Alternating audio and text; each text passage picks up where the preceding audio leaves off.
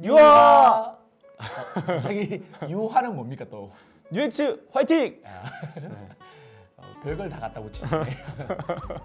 자, 오늘은 지난번에 그 중독에 관한 시리즈를 하다가 여러 가지 일들 때문에 이제 한과를 못했습니다. 네. 오늘은 그 중독에 관해서, 특별히 그 성중독에 관해서 우리가 좀 청년들이 고민하고 있는 문제에 대해서 같이 나누고 정말 좀 결단할 수 있는 그런 시간 되었으면 좋겠습니다.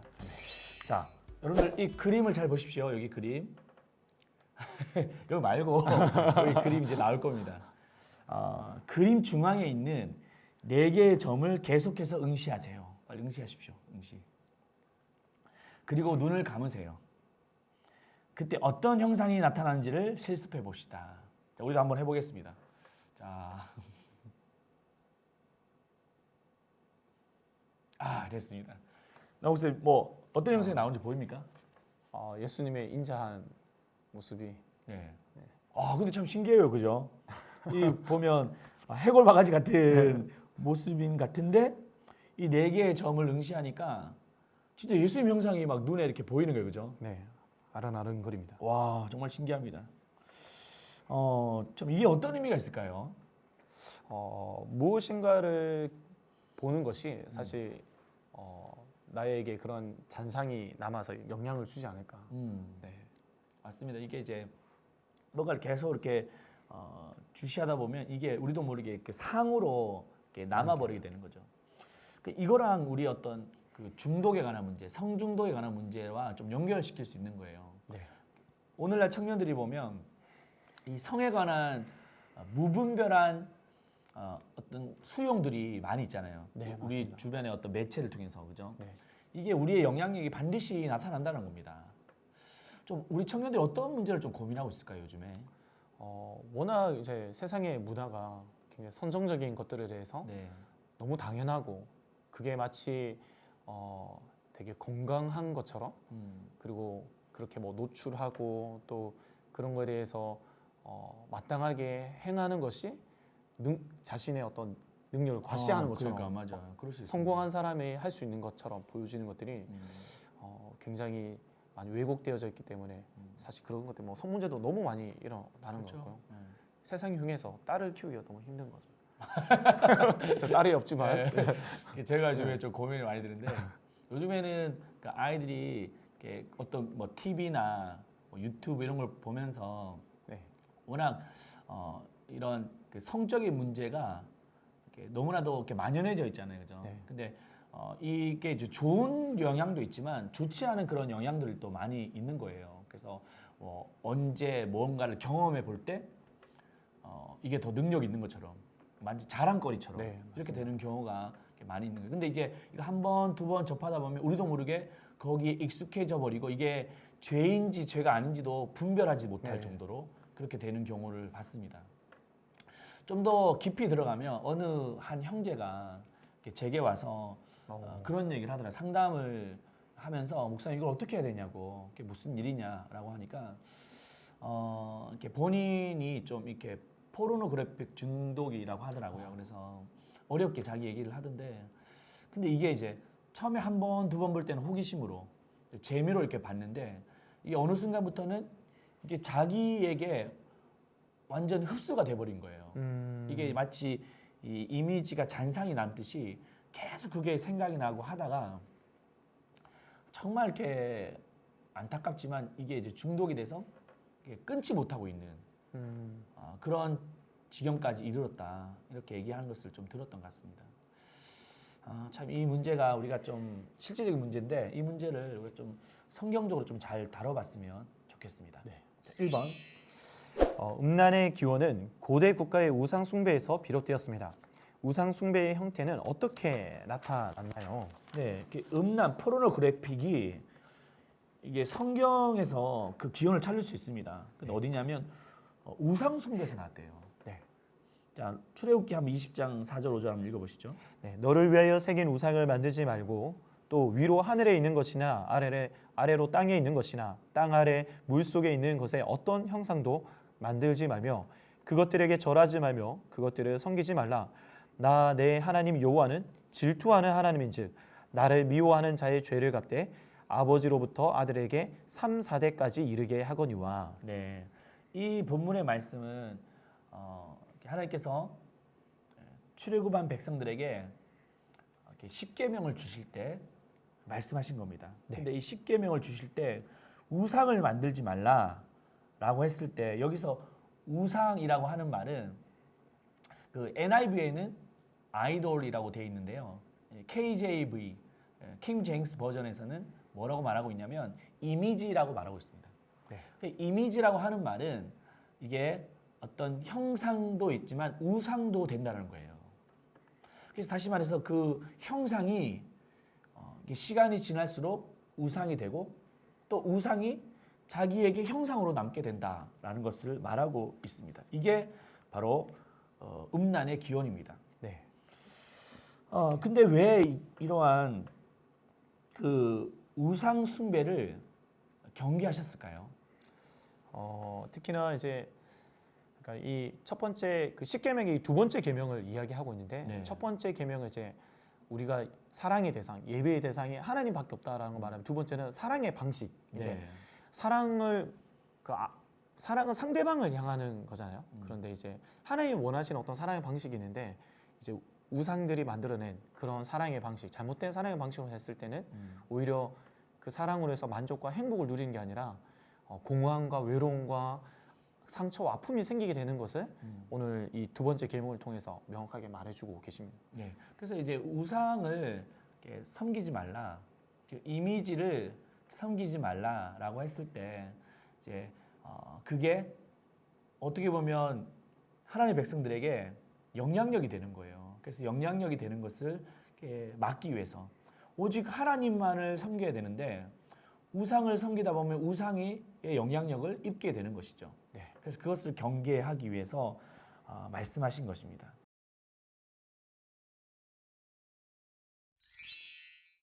좀 더 깊이 들어가 볼까요? 네. 2번 한번 보겠습니다. 애굽에서 고통받던 이스라엘 백성들이 하나님의 은혜로 출애굽하여 가나안 땅에 들어오게 되었습니다. 하나님을 섬겨야 할 이스라엘 백성들이 왜 우상 숭배를 하게 되었을까요? 네, 하나님을 섬겨야 될 이스라엘 백성들이 우상을 섬기고 있습니다. 사사기 2장 11절에서 13절 보면 이렇게 나와 있죠. 이스라엘 자손이 여호와의 목전에 악을 행하여 바알들을 섬기며 애굽 땅에서 그들을 인도하여 내신 그들의 조상들의 하나님 여호와를 버리고 다른 신들 곧 그들의 주위에 있는 백성들의 신들을 따라 그들에게 절하여 여호와를 진노하시게 하였으되 곧 그들이 여호와를 버리고 바알과 아스다롯을 섬겼으므로. 왜 이 이스라엘 백성들이 하나님을 섬기지 않고 우상들을 섬겼을까요? 네. 당시 이제 바알과 아스다롯은 이제 가나안 사람들이 섬기고 있는 이방 신인데 네. 그들이 믿고 있는 그 신념 중에 하나가 이 바알과 아스다롯이 자신들에게 물질적인 풍요와 아이를 낳을 수 있는 다산을 해줄 수 있다라고 생각했기 때문에 네, 이들을 이제 섬기게 된 거죠. 그래서 그 역사학자에 따르면 그리고 그 신학자들이 이렇게 연구를 해보니까 이 그 바알 신과 그리고 아스다롯의 신이 어떤 성적인 관계 행위를 가지면 하늘에서 비가 내린다고 생각했던 거예요. 네. 그래서 그 이스라엘 백성들은 원래 이렇게 유목민이었습니다. 근데 가나안 땅에 들어가서 정착민이 된 거죠. 그리고 그 농경 사회가 된 겁니다. 그래서 농경 사회에 필요한 것은 뭐예요? 비가 내려서 이렇게 농작물이 자라야 되지 않겠습니까?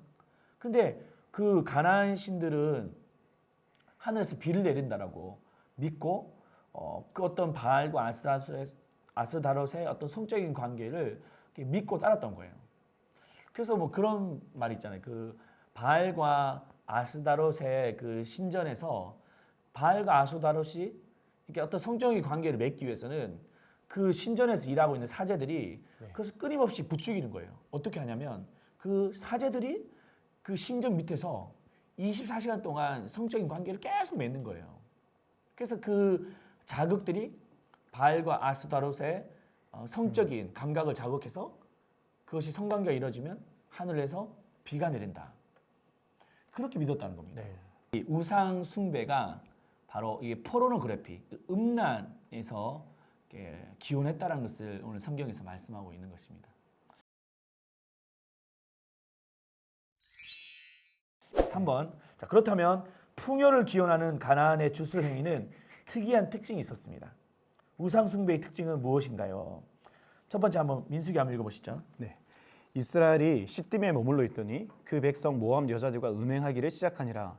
그 여자들이 자기 신들에게 제사할 때에 이스라엘 백성을 청함해 백성이 먹고 그들의 신들에게 절함으로. 네, 이 어떤 가나안 신들을 섬기고 제사할 때 모압 여자들이 어떻게 했다고 말합니까? 음행을 했다. 네. 네. 음행, 이렇게 음란한 그런 행위들을 이 주술 행위는 반드시 따릅니다. 그냥 어떤 뭐 제사를 드린다는 것이 아니고 그 제사 안에는 음란한 행위가 가나안 신앙에는 반드시 있었다는 거예요. 두 번째는 어떤 게 있습니까? 예레미야서 32장 35절 말씀입니다. 흰놈의 아들의 골짜기에 바알의 산당을 건축하였으며 자기들의 아들들과 딸들을 몰래 앞으로 지나가게 하였느니라. 그들이 이런 가증한 일을 행하여 유다로 범죄하게 한 것은 내가 명령한 것도 아니요 내 마음에 둔 것도 아니니라. 이 또 가나안의 주술 행위는 어떤 특징이 있었습니까? 자기 아들들과 딸들을 자식들을 몰래 신에게 바치기 위해서 불 앞으로 들어가도록 했던 이런, 살인의 행위를 했다는 겁니까? 네. 인신 제사를. 와, 살인까지 그러면 이 주술 행위 있었다는 거죠, 그죠? 그 제가 예전에 이걸 연구하면서 볼 때 몰렉신이 어떻게 생긴지 아십니까, 혹시? 그 황소처럼 그렇게 생겼어요? 잘 모르겠어요. 저는 이제 이렇게 그런 얘기를 하더라고요. 이렇게 몰렉신이 이렇게 손바닥을 내밀고 있대요. 그렇게 들어본 적 있으세요? 혹시? 네, 이게 열을 가해가지고 여기 아닌가요? 아니 이렇게 손바닥을 이렇게 내밀고 있는 신이라 하더라고요. 네. 이게 정확한지 모르겠지만 제가 그렇게 들었는데 여기다가 밑에 불을 막 맞습니다, 이렇게 맞습니다. 지피는 거예요. 네. 그래서 이렇게 손바닥 위에 이렇게 아이를 얼려놓고 이걸 태워서 죽이는 겁니다. 와, 그래서 이게 정말 이렇게 살인까지 일삼는 이 주술 행위였다는 것을 보면 정말 심각한 상황인 걸 알 수 있죠. 세 번째는 어떤 게 있습니까? 네. 이에 그들이 큰 소리로 부르고 그들의 규례를 따라 피가 흐르기까지 칼과 창으로 그들의 몸을 상하게 하더라. 예, 이들은 또 어떤 모습을 가지고 있습니까? 자신의 몸을 자해하는 네, 행위들을 확인할 수 있습니다. 이게 막 자기의 신을 부르는데 응답하지 않으니까 칼과 창으로 몸을 막 자해하고 피를 흘리면서, 그러면 피를 흘리고 자해하면 더 신을 자극한다고 생각한 거죠. 네. 그래서 그렇게까지 하는 그런 모습들을 이렇게 보게 됩니다. 우리 오늘날 이 시대에도 그러한 음란한 거, 살인하고 자해하는 이런 모습들이 어디에서 왔다는 겁니까? 그러면 우상 숭배 네. 가운데서. 이 가나안의 주술행위에서 왔다는 거예요. 네. 그러니까 오늘날 사람들이 보면 그런 경우를 많이 보잖아요. 막 자살하고 네. 또 자해하고 또 음란한 어떤 행위들이 이제는 어떤 성적인 누구에게 학대를 가하고 폭력을 가하는 그런 모습들이 다 이게 어디서 나왔다는 겁니까? 가나안의 우상 숭배. 여러분들, 우리는 정말 직시해야 돼요. 지금 이 시대의 상황을 보면서 네. 막연하게 그냥 어떤 세상이 악하다 이렇게 보시면 안 됩니다. 이건 배후에는 반드시 영적인 문제가 있습니다. 네. 그 가나안의 어떤 신들의 네. 영향력 아래 지금도 모든 문화와 어떤 사회, 어떤 예술 계통이 지금 좀 병들어가고 있는 걸 우리는 직시해야 돼요. 네. 진짜 문란한 성행위 때문에 아이 생명을 낙태시키거나 맞습니다. 네. 뿐만 아니라 어린 아이들을 막 팔아서 인신 이렇게 성적 학대로 사용하는 여러 가지 이런 문제들이 진짜 고대 사회로부터 이러한 하나님을 바르게 예배하지 않는 우상 숭배로부터 왔다는 것을 우리가 잘 기억해야 할 것 같습니다. 네, 뿌리가 바로 가나안의 우상 숭배였다는 것을 기억해야 될 것입니다. 네.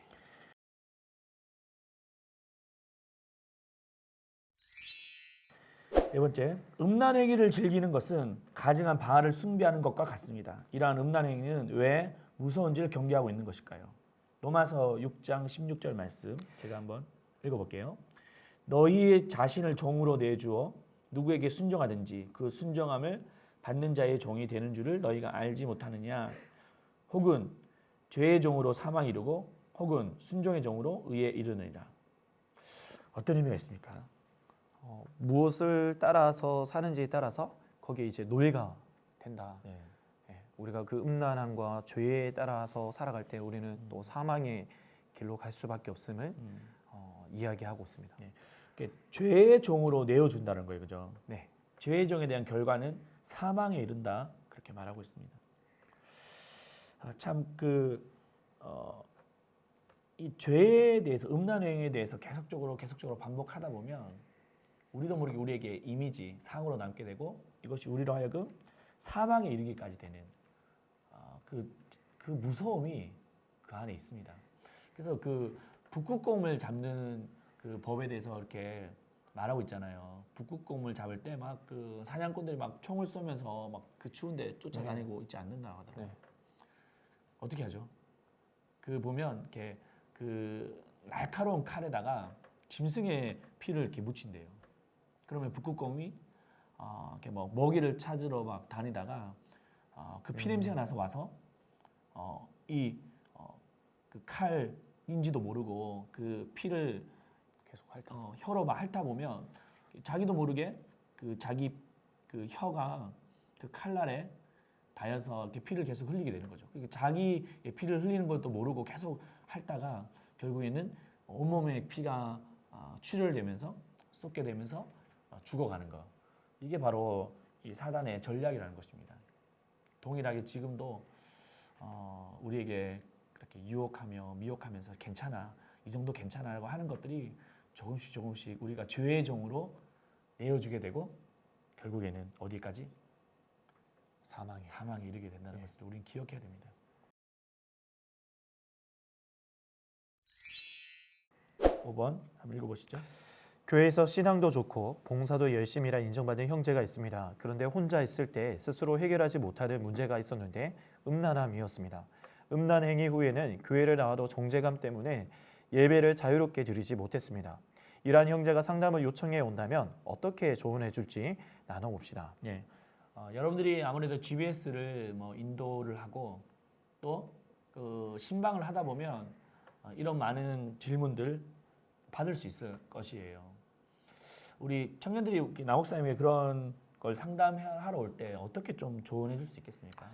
일단은 우리 인간의 연약함에 대해서 그 형제의 그 부족함, 이거는 당연히 건강한 사람이라면 어떤 성적인 욕구라는 것은 당연하게 이제 정상적인 부분인데 네.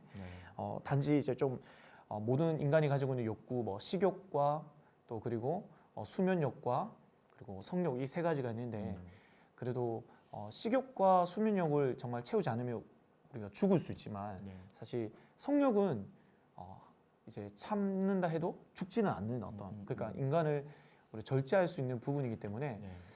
특히나 이제 나도 모르게 이게 중독되어서 괜히 외로움 속에서 하는 경우가 많거든요. 그래서 정말 그러한 생각이 내 안에 그런 성욕이 생기고 할 때 그것들이 정말 새가 우리 내 머리 위로 지나는 거에 대해서는 막을 수 없지만 새가 내 머리 위에서 이제 앉아가지고 이제 둥지를 틀 수 있는 것은 우리가 사실 막을 수 있잖아요. 네, 막아야 되는 겁니다.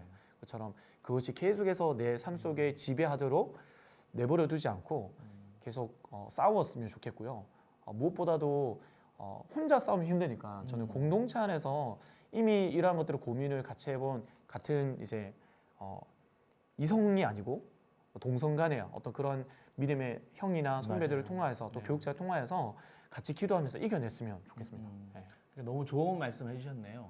보니까 우리 청년들이 그런 것들을 겪을 때 너무 이렇게 막 정죄감에 빠져서 하나님 앞에 나오는 것도 주저하게 되는 경우도 많이 있는데 우리 애가 어떻게 보면 좀 건강하다고 하는 증거다라고 이렇게 좀 인식하면 좋겠고, 근데 이 건강하지만 건강을 이렇게 남용하게 되면 네. 더 위험하지 않습니까? 맞습니다. 우리가 몸이 뭐 건강하다고 막 네. 함부로 대하다 보면 결국에는 건강을 잃듯이 이런 성적인 문제도 우리가 하나님께서 우리에게 주신 건강함이지만 이걸 잘 통제하면 네. 건강하지만 통제하지 못하면 통제 불능이 되면 위험하다라고 하는 것을 우리는 인식해야 돼요. 네.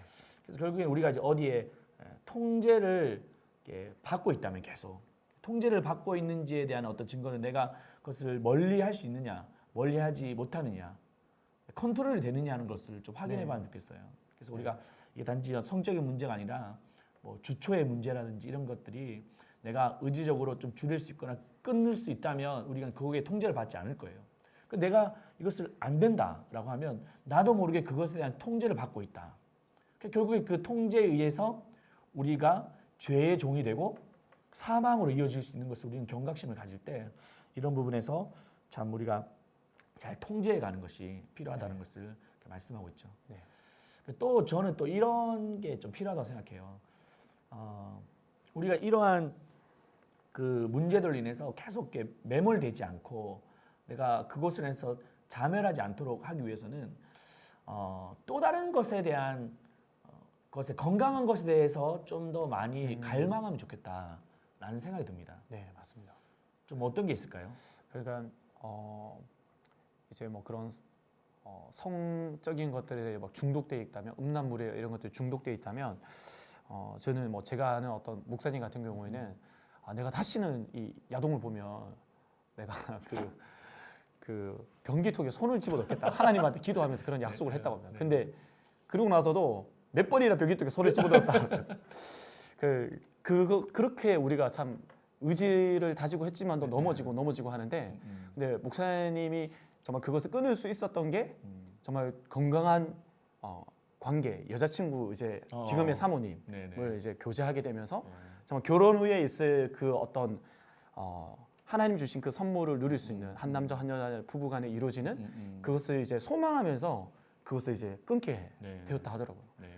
그러니까 우리 안에 단순히 지금 보여지는 것에 어쩔 수 없어라고 포기하지 마시고 앞으로 미래에 주시는 그 하나님 그 정말 건강한 성에 대해서 우리가 소망한다면 장래의 것을 생각하면서 지금의 것을 이겨낼 수 있지 않을까 생각합니다. 맞아요. 그래서 정말 건강한 그 이성 관계를 맺고 또 근데 그 건강한 이성 관계도 여러분 잘 확인하셔야 돼요. 보면 이제 덜컥 사귀었는데 더 밝히고 막 이러면 안 됩니다. 정말 하나님 앞에서 그 신실한 우리 형제 자매들을 만나면서 정말 약함이 있으면 우리 같이 기도하자. 그리고 맞습니다. 우리가 지켜야 될 선을 늘 지키면서 그 경건의 모습으로 사다 보면 하나님께서 얼마나 축복하실까요? 진짜 정말 믿음의 가정을 이루게 하시고 부끄러움 없이 또 건강한 성을 지켜가게 될 것입니다. 또 뭐 한 번씩 운동이나 뭐 좋은 취미 활동 이런 것도 맞습니다. 괜찮은 것 같아요. 운동으로. 그렇게 하면 되겠습니다. 자, 6번 한번 읽어주시죠. 사단은 인간의 약한 부분을 끊임없이 공격합니다. 특히 음란의 문제는 본성적으로 인간에게 약한 부분으로 그 누구도 비켜갈 수 없습니다. 그러므로 사단의 공격에 넘어지지 않는 전략이 필요합니다. 그 전략은 무엇인가요? 그 전략이 뭘까요? 자, 첫 번째 야고보서 4장 7절 8절 제가 읽겠습니다. 그런즉 너희는 하나님께 복종할지어다. 마귀를 대적하라. 그리하면 너희를 피하리라. 하나님을 가까이하라. 그리하면 너희를 가까이 하시리라. 죄인들아 손을 깨끗이 하라. 두 마음을 품은 자들아 마음을 성결하게 하라. 전략이 뭡니까? 첫 번째 전략? 마귀를 적극적으로 대적하는 것. 어떤 마귀요? 음란 마귀. 좀 적극적으로 어떻게 대적할 수 있겠습니까 이게? 십자가 이렇게 할까? 저는 정말 적극적으로 그 요즘에 참 청년들이 스마트폰이 너무나 이제 정말 이렇게 너무나 이래 보편화되고 가까이 하게 되다 보니까 그런 것에 대해서 정말 한 번씩 스마트 미디어 금식 뭐 이런 것들을 좀 하는 게 좋지 않을까라는 생각도 합니다. 그래 이제 이러한 좀 구체적으로 우리가 오늘 말씀 가운데 좀 마귀를 대적하라라고 했을 때 우리가 그 기도라고 할 때는 좀 두 가지 기도가 있어요. 첫 번째는 좀 소극적인 기도가 있는데 하나님 내가 이런 고통으로부터 이 사단의 공격으로부터 좀 나를 지켜주세요. 내가 피할 수 있도록 도와주세요라고 하는 것도 필요합니다. 근데 이게 좀 소극적인 기도라고 말할 수 있겠죠. 그런데 좀 적극적인 기도가 있습니다. 뭐냐면 좀 이렇게 사단을 대적하는 거예요. 꾸짖는 거예요. 예수님께서도 그 모든 악한 영들을 꾸짖지 않습니까? 우리가 그 영도 음란의 영이 있어요. 그래서 그 영을 꾸짖는 거예요. 나를 괴롭히는 이 음란의 영들아 예수 그리스도로 명하노니 떠나갈지어다. 이 선포하는 겁니다. 왜냐하면 왜 그들에게 우리가 통제하지 않으면 그들에게 통제를 받거든요. 네. 그래서 우리가 그것을 선포해야 되면 꾸짖어야 됩니다. 그래서 뭐 그런 말 있잖아요. 그 영을 꾸짖을 때 구체적으로 꾸짖으라. 막 아이들이 반에서 막 떠들어요. 그래서 야 선생님이 얘들아 조용해 조용해 막 그렇게 돼. 아무도 안 조용한 거예요. 근데 야 셋째 줄 네 번째 칸 너 철수 조용해 이러면 갑자기 다 얼음이 되는 거예요. 왜냐하면 구체적으로 꾸짖기 때문인 거죠. 이 사단의 영들도 구체적으로 꾸짖어야 됩니다. 그 나를 괴롭히는 음란의 영들아 예수 이름 명언에 떠나갈지어다. 왜냐하면 그 음란의 영들에 의해서 계속 사로잡히면 공부도 안 되고 또 일도 안 되고 계속 영향을 받다 보니까 자기도 모르게 무감각해져 가는 것이죠. 그래서 꾸짖어야 됩니다. 왜냐? 마귀를 대적하라고 하셨기 때문에. 그리고 마귀를 대적하며 또 하나님께 가까이 가는 거죠. 네. 그러면 그 구체적인 방법이 전략이 될 것입니다. 아멘. 두 번째는 또 어떤 게 있을까요? 그러므로 이제 그리스도 예수 안에 있는 자에게 결코 정죄함이 없나니 이는 그리스도 예수 안에 있는 생명의 성령의 법이 죄와 사망의 법에서 너를 해방하였습니다. 네, 이것은 생명의 성령의 법이 모든 죄와 사망의 법을 이겼다라고 하는 이 의식화가 필요하다는 것입니다. 아멘. 이 의식화가 뭔지를 좀 한번 설명해 주시죠. 예수 그리스도 안에서 이루어진 일에 대해서 내 스스로가 그것을 내 삶 속에 이제 주장하는 것이죠. 네. 예를 들어서 사실 그 음란함을 좋아하고 그러한 것들에 대해서 따라가는 그것은 예수 그리스도 밖에 있는 내 자신이죠. 그건 사실 내 자신이 아닌 거죠. 오히려 그런 것에 대해서 대적하고 하나님 기뻐하시는 아름다운 성에 대해서 그것을 즐거워하는 그 자신이 나라고 여기고 주장하고 하는 그러한 삶을 살 수 있도록 도와달라고, 그게 나임을, 예수 그리스도 안에 있는 내 모습이 나임을 주장하는 것이 의식화하는 겁니다. 네. 그 예수님의 십자가의 능력, 보혈의 능력은 과거의 죄와 현재의 죄와 미래의 죄까지 다 구속함을 우리에게 주셨지 않습니까? 아멘. 그래서 네. 이러한 그 죄의 문제도 그 보혈의 능력에는 해결할 수 있는 능력을 주셨다는 거예요. 우리가 그것을 의식화하지 못하고 계속 종로로 타다 보니까 망각하고 결국에는 이 사단의 전략에 넘어지고 많은 것이죠. 여러분들, 그래서 예수님의 보혈의 능력이 우리를 죄와 사망에서 우리를 구원하셨다. 이런 죄의 문제들까지 해서도 우리를 구원하셨다는 것을 여러분 믿으시길 바랍니다. 아멘. 그리고 그것은 우리의 것이 아니에요. 사단에게 종로를 타는 것이지 우리의 것이 아님을 기억하며 우리는 거룩한 하나님의 백성이 되었다는 겁니다. 아멘. 그래서 그것을 여러분들 꼭 잊지 마십시오. 왜 우리가 거룩한 백성이 되었는데 왜 자꾸 예전에 어떤 행동들에 대해서 자꾸 사모하게 되고 쫓아가게 되겠습니까? 하나님 우리를 양자로 삼으셨는데 계속 옛날에 그 고아였던 삶을 계속 음식물 쓰레기 뒤지고 신문지 깔고 자고 그러면 안 됩니다. 아멘. 하나님의 백성으로서 이제 품격 있는 모습으로서 우리가 하나님 앞에 서야 될 것입니다. 그래서 이제 아까 운동을 하는 것도 중요하고 취미 생활도 가진 것도 중요하지만 그것은 근본적인 문제 해결이 되지 않습니다. 두 가지, 첫 번째는 마귀를 대적하는 적극적으로 우리가 기도하고 그 사단의 영을 꾸짖고 보혈의 능력을 의지하며 우리가 의식해 가는 작업, 그것이 바로 우리를 이 모든 중독으로부터 우리를 자유케 하게 하실 것입니다. 아멘. 자, 우리 돌아보기 한번 보겠습니다. 하나님께 가까이 가기 위해서 재편해야 될 생활 습관은 무엇입니까? 어떤 게 있을까요? 저는 앞서 말한 것처럼 스마트폰에 대해서 만약에 어느 누구도 사실 스마트폰을 이렇게 보여준다면 떳떳하지 못할 것 같은데 이 스마트폰 사용에 대해서 철저하게 하나님 앞에서의 어떤 그런 사용을 하는 방법으로 저는 이제 특히나 자기 전에 스마트폰을 하기보다는 하나님께 더 기도하고 말씀을 보고 이렇게 하루의 마무리를 그렇게 하면 그 다음 날의 시작과 그 하루의 마지막도 더 거룩한 삶을 살아가는데 어떤 힘이 되지 않을까라는 생각합니다. 맞아요. 네. 청년들한테도 이번 코로나 때 좀 많이 강조했던 게 모니터 앞에서의 경건을 좀 잃지 말자. 그래서 모니터에서 예배 드릴 때 현장에서 예배 드리지 않기 때문에 사람들을 모르잖아요, 그죠? 흐트러지기 쉬울 수 있는데 이게 단지 예배 자리뿐만 아니라 우리가 우리 일상생활 속에서도 이게 이 모니터 앞에서 스마트폰 앞에서 경건을 꼭 지켜야 되는 것이 우리의 이 이렇게 중독으로부터 자유함을 얻게 될 것입니다. 저는 또 시간 관리나 우선순위를 좀 잘 세워서 좀 하고 싶다. 그런 마음이 들었어요. 그래서 어떤 부분이 더 필요한지 내게 더 중요한지를 좀 잘 선별해서 행하게 되면 이런 내 삶에 있어서도 좀 규모가 있고 정리가 되어지면 이런 나머지 부수적인 문제는 잘 해결할 수 있을 것입니다. 마지막 정죄감이 몰려올 때 해야 할 성경적인 대응 방법은 무엇입니까? 어떤 걸까요?